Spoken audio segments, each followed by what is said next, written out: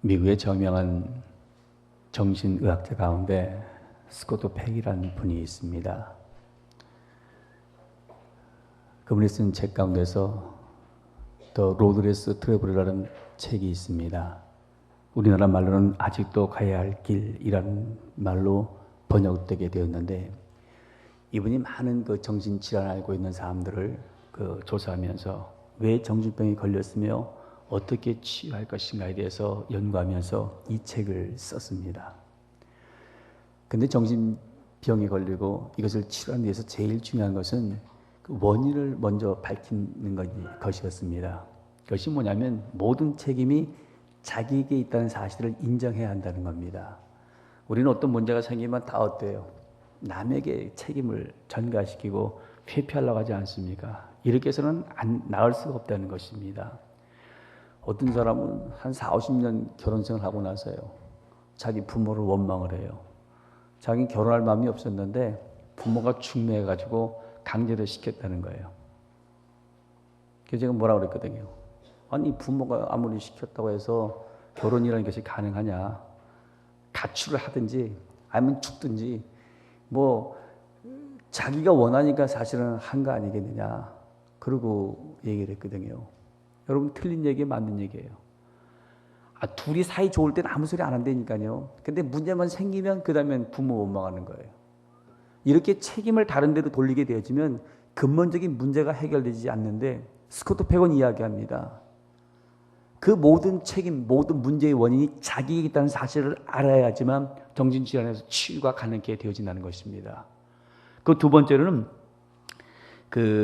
인생을 살아가면서요, 고통이 자기에게 필요하다는 사실을 알아야 한다는 겁니다. 여러분, 아프리카 밀림지대가 사막화 된다는 얘기를 많이 들었을 것입니다. 밀림지대도 3년 동안 비가 오지 않으면 사막화 되어집니다. 마찬가지로 우리가 인생을 살아가면서 우리는 항상 좋은 날 오기를 좋아하지만은, 그러나 때로 고난이 우리의 삶 속에 유익하고 필요하기 때문에 하나님께서는 우리에게 고난을 주는 것입니다. 그리고 고난이 오게 될 때 이것이 나에게 필요한 것이라는 사실을 우리는 인정해야 합니다. 더 나아가서는 고난이 내게 유익됨을 우리는 알아야 합니다. 우리는 살아가면서 좋고 편하고 쉬운 길만을 추구하고 있지만은, 사실은 이런 시련과 고난은 우리에게 많은 유익을 줘요. 여러분 알다시피 예전에 하와이 군도에 폴리네시아라는 곳이 있지 않았습니까? 여기에 중국 사람들을 이주를 시켰어요. 개발하기 위해서 미국에서. 근데 이상하게도 여기 있는 사람들이, 중국 사람들이 이주하고 나서는 죽었습니다. 거의 다 죽었어요. 그래가지고 도대체 이게 무슨 일이냐고 조사해 봤더니, 중국 사람들이 들어와가지고 생활하면서 이들이 가지고 있는 전염병이 거기 퍼지게 되었고 결국은 죽게 되어진 것이에요. 이것은 청정 지역이거든요. 폴리네시안 사람들이 사는 곳은. 병영균에 접촉되지 않은 사람들이 생활하다가 그들이 와서 생활하다 보니까 중국 사람들에 의해서 이 폐병이라든가 또 심지어 문둥병 같은 것에 걸려서 사람들은 죽게 되어집니다. 여러분, 예방주사 왜 맞아요? 그거 맞을 때 좋은 건 아니잖아요. 그러나 그것을 맞음으로써 항체가 생기고 다른 질병이 오게 됐을 때 그것에 적응할 수 있기 때문에 우리가 예방주사를 맞듯이, 고난이라는 것은 우리의 삶 속에서 다 나쁜 것은 아닌 것입니다. 어떤 젊은이가 있었어요. 또 인생을 살면서 괴롭고 힘이 들어서 로버트 슐러라는 목사님을 찾아갔답니다. 목사님, 내 인생 살면서 너무 힘들고 어렵다고. 저는 인생을 살면서 고통이 없는 것이 있으면, 문제가 없는 것이 있다면 좀 가르쳐달라고 얘기를 했답니다. 이 목사님 좀 철학적인 분인가 봐요. 그 사람을 데리고 어디로 데려가요? 공동묘지로 데려가요. 네가 지금 문제 없고 고통 없는 데를 원하느냐? 여기 오면 없다는 거예요. 이 얘기는 무슨 얘기예요? 내게 고통이 있다는 것은 무슨 의미예요? 살았다는 증거예요. 내가 살아있는 상황 속에서 왜 고통이 없고 문제가 없겠어요? 문제는 고통과 어려움이 우리 가운데 오게 됐을 때 이것을 어떻게 대처하고 극복하냐에 따라서 때로는 성공자가 되어질 수 있고 때로는 실패자가 되게 되어지는 겁니다. 여러분, 서양 사람들은 자기 딸들을 시집 보낼 때 진주를 꼭 선물합니다. 왜 해요? 그 진주를 가리켜서 얼어붙은 눈물이라고 사람들은 명하죠. 시집을 가서 흘려야 할 눈물을 이야기하는 거예요. 또 하나는 그 눈물이 있음에도 불구하고 그것은 진주처럼 의미가 있다는 것이에요. 이것을 가리키기 위해서 진주를 선물을 합니다. 요즘 뭐 조개에서 양식하지만 원래 아비굴레데라는 굴에서 이 진주가 나온 거거든요. 이 굴 속에 모래가 들어가요. 그럼 그 연한 살이 얼마나 아프겠어요. 그러면 자기를 방어하기 위해서 여기서 낙하라는 물질을 생성하게 되어지는데 이것이 자꾸 그 감싸고 보니까 나중에 영롱한 불빛에 진주가 되게 되어지는 거예요. 그런데 실제로 이 조개 양식을 하는 사람들도 그런 얘기를 합니다. 조개 가지고 요새는 많이 하지만은 그 물질이 들어가게 됐을 때 썩는 조개들도 있다는 거예요. 그것을 영롱한 조개로 만드는 것도 있겠지만 그 모래 같은 게 들어올 때 썩는 것이 있게 되어지는데 거기에 대해서 어떻게 반응하냐에 따라서 그 아름다운 진주가 생성될 수 있고 또 그것을 위해서 썩을 수가 있다는 것이죠. 여러분의 삶 속에 문제가 생겼을 때 여러분 어떻게 반응합니까? 오늘 성경을 한번 봐보세요. 성경은 우리에게 뭘 말하고 있어요? 2절 한번 읽어보시기 바랍니다. 내 형제들아 너희가 여러 가지 시험을 만나거든 어떻게 하라고요? 기가 막힌 얘기를 하죠. 여러분 시험 만나봤는데 어디 기뻐요? 우리는 어떻게 하는지 이 시험을 좀 피해 주시옵소서 기도하지 않습니까? 그래서 성경은 시험도 보통 시험이 아니에요. 뭐라고 나와 있어요? 여러 가지예요. 여러분 하나 해결되면 끝날 것 같아요? 산 하나 넘으면 그러면 산이 안 보일 것 같아요? 이것만 해결되면 끝난 줄 알았더니 또 기다리고 있어요. 어느 분 그런 얘기 하더라고요. 아들 하나 키우려더니 골치 아프다는 거예요. 학교 다닐 때는 이게 대학 갈까 안 갈까 공부는 제도 하나하나 속 썩었더니 어떻게 해서 대학을 갔대요. 그러더니 좀 일단 또 군대 간대. 그래갖고 그것 때문에 또 골치 아팠는데 그 다음에 또 학교 졸업하고 나니까 또 취직이 안 되는 거예요. 또 그것 때문에 골치 아팠는데 그 다음에 또 결혼을 못하고 있더래요. 결혼하면 끝나지. 그 다음에 애 끌고 가고 애 봐달라 그런대요. 여러분 인생에 끝이 있어요 없어요? 계속 그런 것이 이 인생이에요. 죽기까지는 그런 일이 우리 가운데 계속 있다고 우리는 여기면서 그냥 살아가요. 근데 이런 것이 있을 때 우리는 어떻게 하라고요? 기쁘게 여기라 성경은 그렇게 얘기합니다. 한 교육학자가 자기 아들 셋을 조사를 해본 적이 있어요. 아이를 이렇게 어릴 때 기르면서 아이들이 기기 시작하면 큰 베개로 이렇게 막아놨대요. 그랬을 때 이 아이들이 어떻게 반응하나 하고 봤더니 한 아이는 기어가다가 베개 같은 게 큰 게 이제 이렇게 막고 있으면 그 자리에 그냥 멈춰 쓰더래요. 둘째 아이는 그 딱 막혀 있으니까 돌아가더래요. 세 번째 아이는 이걸 밀치고 넘어가더래요. 그러면서 이 교육학자니까요, 이 아이들이 점점 장성해서 어떻게 변화되어지는가 하는 것을 유심히 봤더니 문제가 생길 때마다 그 첫 번째 아이 같은 경우는 좌절하고 절망하더래요. 좀 어려움만 생기면 그냥 좌절하더래요. 두 번째 아이를 봤더니 굉장히 냉수적이고 회피주의적으로 살더래요. 피해가려고 든다는 거죠. 세 번째 아이 보니까 저질르더래요. 사실 우리 가운데 문제가 오게 되었을 때 여러분 눈 감다가 해결돼요? 제일 멍청한 사람이 나는 문제 있을 때 술멍삼이라고 얘기하거든요. 시컷 먹어놓으면 그때는 어때요? 해결될 것 같죠? 술 깨요 안 깨요? 깨고 나면 문제는 어떻게 돼요? 문제 그대로 있는 거예요. 이걸로 해결할 수 있는 것이 아니잖아요. 그렇게 회피주의적으로 세상을 살아가면 근본적인 문제는 결코 해결되지 않습니다. 여러분 잘 아시는 빅터 프랭클이라는 분이 있습니다. 그 의미요법으로 죽음의 수용소에서 살아난 사람인데 이 사람 무슨 얘기를 해요? 그 고통과 어려움 속에서 당신이 살아날 수 있는 비결이 어디 있었냐고 물었을 때 이 사람은 그렇게 얘기하잖아요. 그 죽음의 공포가 자기가 오게 됐을 때 자기는 하나님을 바라봤다는 거예요. 하나님께 기도했고 첫 번째가. 두 번째는 지금의 고통을 겪고 난 다음 자기가 누릴 그 희망을 바라봤다는 거예요. 그것을 바라봤기에 그 어려움 속에서 끝까지 모든 어려움을 극복해 나갈 수 있게 되었다는 것입니다. 여러분 문제만 바라보지 말고 그 속에서 역사하신 하나님의 역사를 바라봐야 되고 이것이 극복되고 난 후 내 모습이 어떤가 하는 것을 사실은 바라보고 좀 긍정적이고 적극적인 자세로서 우리 가운데 일어나는 시험들을 대할 수 있어야 합니다. 아까 로버트 슐러 목사님 얘기를 들었는데 이분의 그 절대 가능성 신념이 있죠.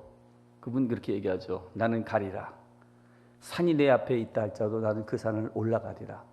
만일 걸어서 못 간다면 나는 기어서로 가리라. 기어서도 못 가면 돌아서도 가리라. 돌아서도 못 가면 터널을 뚫어서라도 가리라. 만일 터널도 못 뚫을 산이라면 금강이 되게 하려고 하나님께 기도하리라. 그리고 그분 얘기하거든요. 그분의 삶이에요. 그런 긍정적이며 적극적인 자세로 살았기에 로버트 슐러가 이렇게 위대한 그 목회자로서의 사역을 감당할 수 있게 되었던 겁니다. 여러분 시험 있어요, 없어요? 어떻게 하라고 성경에 나와 있어요? 기쁘게 여기라는 것이에요. 그렇다면 왜 우리가 기뻐해야 할 것인가? 그 이유를 알아야지 기뻐하죠. 무조건 기뻐한다고 기쁨이 오겠습니까? 이유가 뭐예요? 여러분 4절 말씀 보시기 바랍니다. 같이 읽겠습니다. 인내를 온전히 이루라. 이는 너희로 온전하고 구비하여 조금도 부족함이 없게 하려 함이라. 하고 말씀하고 있죠. 하나님께서 우리에게 시험이 올 때 기쁘게 하라는 이유는 다른 데 있는 것이 아니에요. 이것을 통해서 우리를 온전한 인격의 사람으로 만들게 하기 위함입니다. 불구름에 대한 이야기를 아마 여러분 들은 분이 있을 거예요. 그 워싱턴에 가면은 그 아브라함 링컨 박물관이 있지 않습니까? 거기 큰 링컨의 그 조각상이 있는데 한 번은 큰 돌을 거기다 갖다 놨어요. 그 돌을 뭐 할 것인가 하고 사람들은 생각했는데 이 볼그람 사람이 아브라함 링컨 상을 거기다 조각을 했습니다. 근데 처음에 이제 거기 청소하는 흑인 하녀가요. 이 사람이 와서 뭐 조각한다니까 뭐 하나 그러고 있었대요. 맨날 와서 보니까 바닥에 뭐 돌들이 떨어져 있고 막 이랬었다는 거죠. 그래서 그냥 청소하고 갔는데 어느 날 고개를 들어서 한번 위를 쳐다봤더니 그 위에 아브라함 링컨이 있더라는 거예요. 이 사람이 깜짝 놀라갖고 조각가에게 물었답니다. 도대체 어떻게 그런 조각을 만들었냐? 그랬더니 이 사람은 그러고 얘기하더래요. 나는 저 돌을 딱 보는 순간 거기서 아브라함 링컨이 보였다. 그리고 아브라함 링컨 닿지 못한 부분들을 내가 깨내서 결국 그 모습을 만들었다는 것이에요. 무슨 일인지 이해가 가시죠? 하나님이 여러분에게 왜 시련 주시는지 알죠? 그 시련을 통해서 여러분답지 못한 부분들, 하나님의 백성답지 못한 부분들을 깨는 가운데 온전한 신앙의 사람이 되게 하기 위해서 하나님은 우리를 훈련시키고 연단시키는 사실들을 우리는 기억해야 할 것입니다. 그 헨리 나우엔 이 시대의 최고의 그 영성가인데요. 그분이 쓴 책에 그런 내용이 나와요. 한 번에 나이 많은 수도사가 정원에 앉아가지고 이제 이렇게 화초들을 돌보고 있었대요. 근데 들어온 지 얼마 안 된 아주 교만한 수도사가 와서 이제 기웃기웃하면서 구경을 하더래요. 그랬더니 나이 든 수도사가 가서 물 좀 떠오라고. 그랬더니 물을 떠다가 물을 붓는데 흙 속에 물이 들어가지 않고 옆으로 물이 다 그냥 흘러가더래요. 이게 왜 안 흘러가는지 아느냐 하고 나이 든 수도사가 젊은 수도사에게 물었대요. 그 사람 잘 대답도 못하고 가만히 있더래요. 조금 있다가 나이 든 수도사가 그 망치를 가지고서 거기를 깨기 시작하더래요. 그 굳은 땅들을. 그러고 나서 물 다시 가져오라고 하고 이제 물을 거기다 붓게 되었는데 그 다음에는 물이 스며들더랍니다. 그러면서 나이 든 수도사가 그 사람에게 이야기를 이것이 바로 깨어짐의 영성이다. 굳은 땅에는 안 된다는 거예요. 싹이 자랄 수가 없다는 거죠. 이걸 깨서 부드럽게 만들고 그 다음에 물이 스며들게 됐을 때 그 속에서 싹이 나고 열매 맺게 되어지는데 하나님은 우리에게 이런 환난과 고난과 역경을 통해서 우리를 깨서 우리를 만든다는 것입니다. 여러분 우리가 사실은 이렇게 깨질 때는 아프고 고통스럽고 힘이 들지만은 이것을 통해서 우리에게 유익된 것들이 많아요. 경험신학자 가운데 다니엘 데이 윌리엄스라는 분이 있어요. 이분이 고통이 우리에게 주는 유익이 무엇인가에 대해서 세 가지를 이야기합니다. 첫째는 고통을 통해서 우리는 아이덴티티, 자기의 정체성을 발견하게 되어진다는 것이에요. 내가 누구예요? 우리는 아무것도 아니에요. 하나님의 피조물이에요. 여러분 우리가 하루 사는 게 기적이 아니에요. 우리는 내일 눈 뜨는 것이 너무 당연하잖아요. 정말 그 질병으로 인해서 한순간 한순간을 연명하는 사람들 한번 찾아가서 봐요. 눈 뜨는 걸 기적이라고 그래요. 눈 뜨는 걸 하나님의 기적이라고, 하나님의 축복이라고 이렇게 얘기를 합니다. 사실 삶 자체가 하나님에 의해서 우리는 주관되어지거든요. 근데 살아가면서 내가 누군지를 몰라요. 뭐 좀 잘 되기 시작하면 마치 자기가 잘나서 그 성공적으로 세상을 사는 것처럼 그렇게 착각하면서 사는 사람들이 있어요. 목사님 가운데서 좀 성공하는 사람들을 찾아서 얘기하잖아요. 별로 들을 말이 없어요. 다 자기가 잘난 것 같이 얘기하거든요. 여러분 김삼원 목사님 아시죠? 명성교회. 서울에 있는 명성교회예요. 지금 뭐 새벽에 서울에서는 사실은 택시 타갖고 그 교회 갑시다 그러면 글로 갈 정도로 새벽기도 그렇게 많은 사람들이 모이는 교회로 급성장했거든요. 근데 사실 그분이 길동에서 개척했을 때 실패했던 분이에요. 목회 실패하고 병까지 걸려가지고 사경을 헤맸던 분이거든요. 근데 지금의 장소에서 목회하셔갖고 저렇게 성공한 거예요. 같은 사람이에요. 그럼 성공이라는 것이 꼭 자기만 있는 것이 아니라 여러 가지 환경적 요인이라든가 이 모든 것들이 맞아져서 성공할 수 있는 것이지 자기 개인의 어떤 능력만 갖고 되어지는 것은 아니거든요. 근데 대부분 사람들 보면 어때요? 성공한 사람들 다 내가 자기를 높이고 자기를 나타내거든요. 하나님은 고난과 시련을 통해서 내가 누군가를 알게 하십니다. 그리고 두 번째는 고난과 시련을 통해서 이분은 뭐라고 하냐면 커뮤니케이션, 소통이 가능하게 되어진다는 것이에요. 하나님을 바라보지 않던 사람들이 하나님 앞에 꿇 엎드리게 되어지고 사람들을 이해하지 못한 사람들이 고통 속에 들어가게 됐을 때 비로소 상대방을 이해하게 한다는 것이죠. 여러분 보면 뭐 실패한 사람들 보면 어때요? 웃어 보여요? 한심해 보여요? 자기가 실패를 경험해보지 않으면 그 사람의 심정을 이해하지 못해요. 그러나 자기가 실패를 당하게 되어지면 자기 나름대로의 최선을 다했음에도 불구하고 안 되는 사람들의 그 고통, 그 아픔을 이해하게 되어집니다. 그래서 하나님 우리에게 고난을 왜 주냐? 고난당한 사람들을 이해하기 위해서 하나님은 우리에게 고난을 줄 수가 있는 것이에요. 더 나아가서 자생 능력을 키우기 위해서 하나님 우리에게 고난을 주신다는 것입니다. 여러분 짐승들 같은 경우도 야생에 있는 짐승을 데려다 기르지 말라 그러잖아요. 집에서 기르게 되면 그 다음에 어떻게 돼요? 나중에 성장한 다음에 내보내면 스스로 사냥을 못해요. 그래서 못 살아요. 자녀를 양육할 때도요. 우리는 좀 강하게 길러야 되거든요. 너무 과잉 보호를 해요. 하나님은 우리를 기를 때 어떻게 기릅니까? 독수리가 훈련시키듯이 긴다고 출애굽기 19장에 말씀하고 있지 않습니까? 독수리는 새끼들이 조금만 날기 시작하면요. 주로 이제 절벽 같은 데다가 집을 짓지 않습니까? 그걸 떨어뜨린다는 거예요. 그러면 살라고 그냥 퍼덕이는데 냅둔다는 거예요. 거의 땅바닥에 닿을 정도 되면 어미 독수리가 날아와서 날개다 실어갖고는 또 다시 올라가서 또 내려놓는데요. 그 어릴 때부터 강하게 훈련을 시키니까 사람이 호흡하지 못하는 산소가 결핍된 그 높은 곳까지도 이 독수리는 치고 올라가지 않습니까? 훈련이에요. 너무 집에서 과잉복을 시켜놓으니까 요즘 군대 같은 데 가면 사람들 막 자살하지 않습니까? 제 군대 처음 가갖고요. 한 달도 안 됐어요. 내무가 없는가 뭔가 하면서 있잖아요. 뭘 잘못했대요. 그러면서 제일 계급 높은 사람. 그래봤자 병장이죠. 한마디 뜩 하더라고요. 요즘 빠졌다고. 그럼 가요. 그러면서 좀 하여튼 괜찮은 데인가 보다 그랬죠. 웬걸요. 10시가 딱 되니까 병장 가운데 제일 쫄병이 다 일어나래요. 자다가 일어나갖고는 매 시컷 맞았네요. 그걸로 끝나는 줄 알았어요. 12시 되니까 상경해봤자 뭐 별거 있어요? 요 사람이 또 깨네요. 12시 일어나서 매 맞았어요. 그리고 한두 시쯤에 또 보트 쓰라고 또 경비 쓰고 있고. 그랬더니 새벽 4시에 1등병 가운데 제일 높은 사람이 또 그것도 계급이라고 또 밑에 사람 빠졌다고 또 군대 들어온 지 한 달 된 사람이 뭐하라. 그것도 때리더라고요.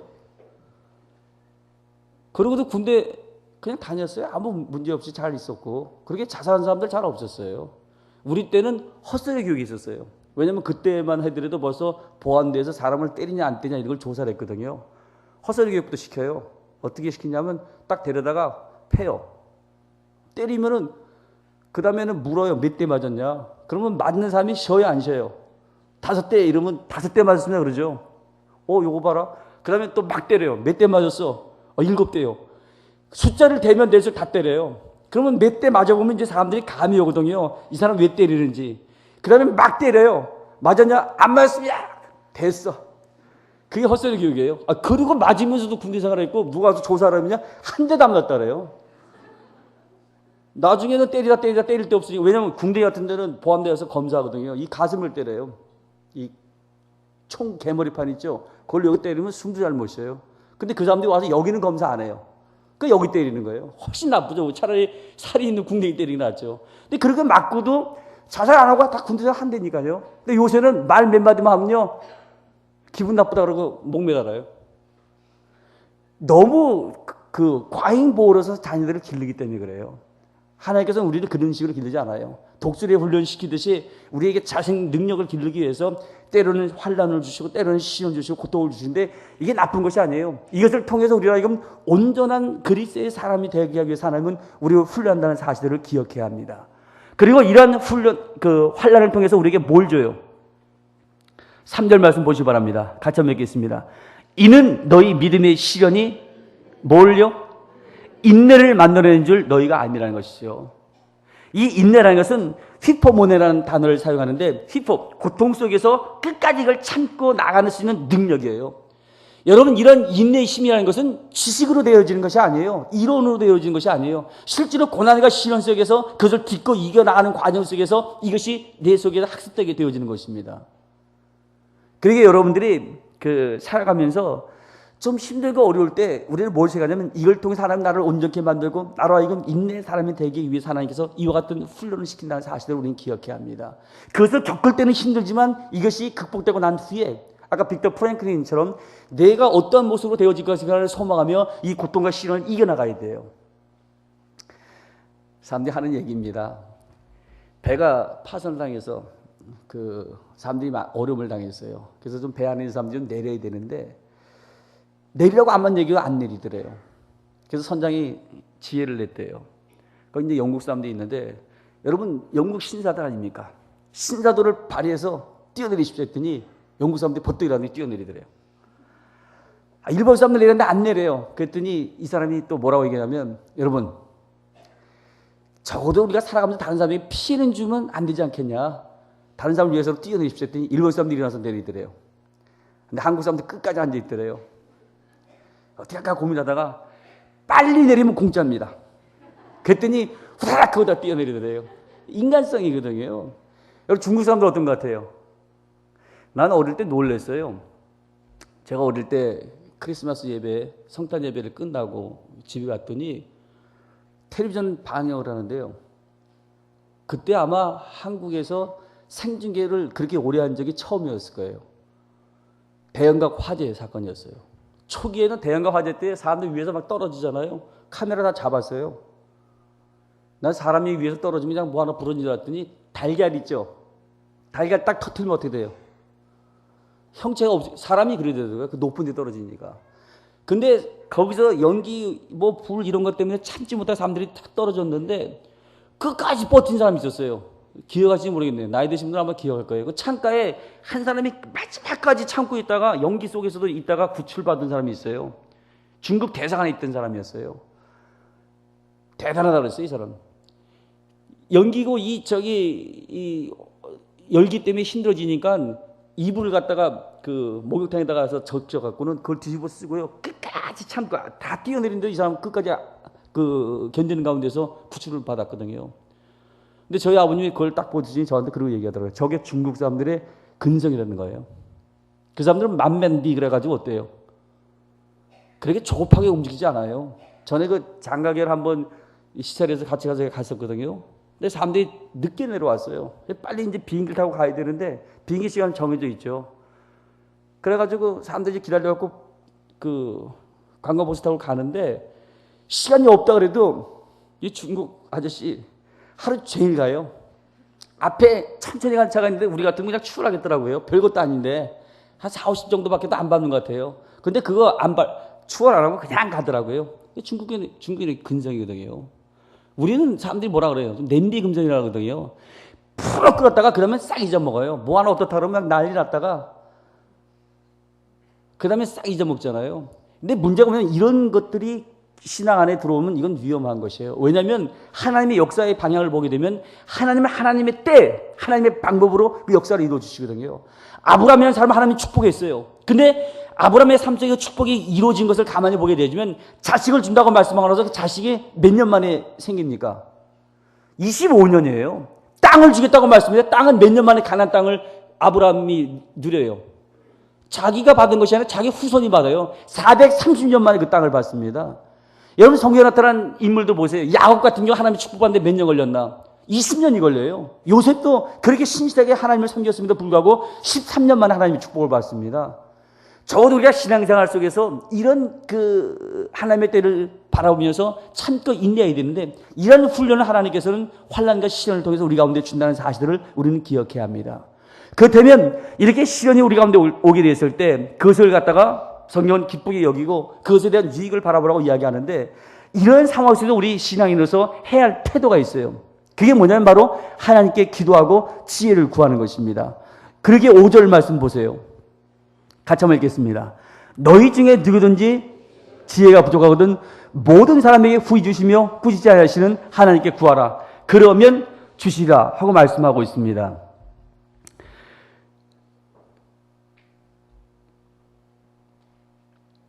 한번 여러분 생각해 보세요. 실컷 환란이 임할 때 어떻게 하다가 왜 이 얘기를 하고 있습니까?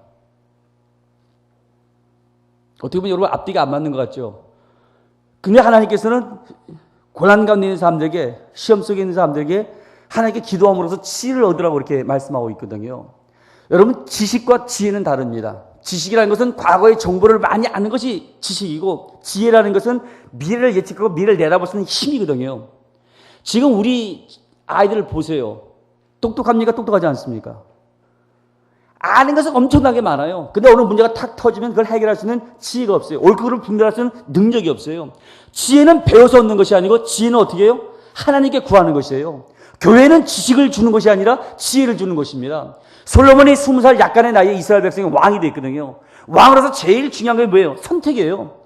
판단 잘못하다 보면 한순간의 판단으로 인해서 많은 사람들이 고통을 당할 수 있기 때문에 그 하나님 앞에 일천문제를 구하지 않습니까? 그때 하나님이 그에 나타나서 뭘 죽고 이야기할 때 그런 지혜를 구합니다. 하나님이 주신 지혜로 말미암아 역대 왕 가운데 가장 위대한 삶을 살지 않습니까? 이것이 있어야 돼요. 왜 그래요? 여러분 시험을 당하고 고난을 당하면 사람들은 어떻게 생각해요? 여러분 욥기에 보면 보통 고난의 원인이 어디 있다고 봅니까? 보통 죄라 그래요. 갓대로 내가 당하는 것도 힘들어 죽겠는데 이렇게 내가 당하는 것이 바로 죄의 대가다 하고 생각하면 이게 얼마나 괴로워요. 그럼 우리가 당하는 모든 일들이 다 죄값이래요? 어때요? 욥을 본다 하죠. 죄값이에요? 우리가 당하는 모든 것이 죄값이 아니라니까요. 그리고 또 고난을 당할 때 무슨 생각을 갖냐면 남들은 다 아무 문제가 없는 것 같은데 나만 고통을 당하는 것 같아요. 그러니까 우리가 많이 힘들어질 때가 있지 않습니까? 우리는 살아가면서 하나님께 지혜를 구해야 돼요. 그래서 옳고를 제대로 분별할 수 있어야 합니다. 고린도후서 12장에 보면은 사도 바울이 육체의 가시로 인해서 하나님께 기도한 내용이 나오죠. 그 육체의 가시가 무엇인가에 대해서 성경은 분명히 말하고 있지 않지만 학자들은 두 가지로 봅니다. 하나는 안질이고 앞을 잘 못 봤다는 거예요. 두 번째는 간질이에요. 말씀을 증거하다가 거품 내뿜으면서 뒤로 넘어갔다는 거예요. 그랬을 때 말씀을 증거하는 사람으로서 얼마나 힘들었겠어요. 그 사도 바울이 그 문제를 해결하기 위해서 하나님께 3번 동일하게 기도했다. 성경 그렇게 말하고 있죠. 경건한 유대인들이 한 번 기도할 때는 40일 작정 기도를 얘기하는 겁니다. 그러면 120일 동안 그 문제를 해결하기 위해서 기도했는데 하나님 그 문제 해결해 줘요? 안 해줘요?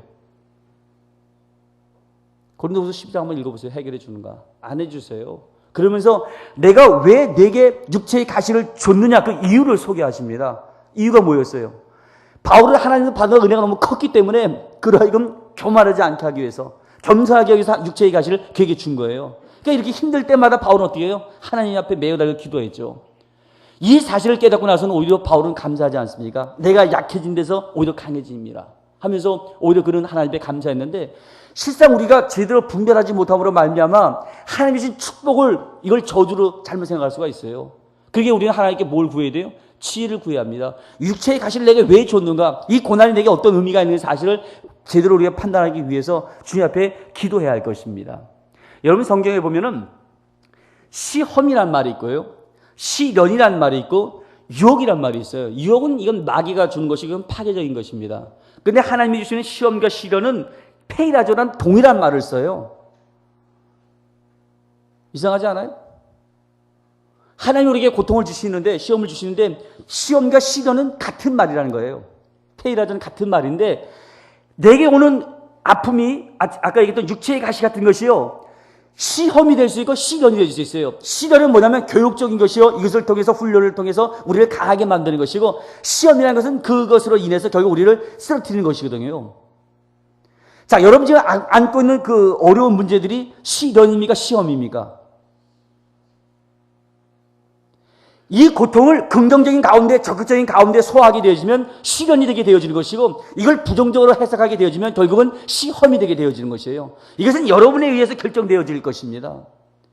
오늘 본문에서 바울은 그렇게 얘기하는 거예요. 그렇기 때문에 하나님께서 이 모든 것을 주관하시고 통치하시고 다스리게 되어지는데 내 삶에 일어나는 그 문제들을 기쁜 마음으로 받아들이는 것이에요. 왜? 그것을 통해 하나님 무엇인가 우리를 통해서 행하고자 하는 것이 있는데 그것이 바로 우리가 하여금 온전한 사람이 되기 위함과 우리가 하여금 인내의 사람이 되기 위해서 하나님이 이렇게 우리에게 시련을 주시니 이걸 극복하라는 것이죠.